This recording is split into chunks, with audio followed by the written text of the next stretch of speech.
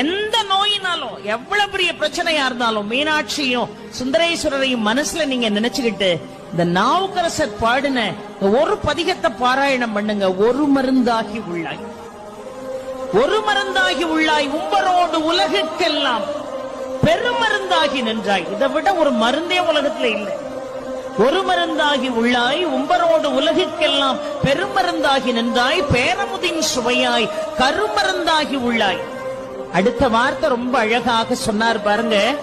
ஆளும் வல்வினைகள் தீர்க்கும் அருமருந்தா, ஆளும் வல்வினைகள் தீர்க்கும் அருமருந்தா, ஆலமாயில் அப்பனே அருள் செய்யாயே என்று அழகாக பாடுகிறார் என்று சொன்னால், ஆளும் வல்வினைகள் நம்மை துரத்தி கொண்டே இருக்கிறது. அந்த வல்வினைகளால நாம எவ்வளவோ, அந்த கர்ம பலன்களால எவ்வளவோ பிரச்சனைகள்ல நாமெல்லாம் சிக்கி தவிக்கிறோமே. அந்த ஆளும் வல்வினைகள் தீர்க்கக்கூடிய அருமருந்தாக விளங்க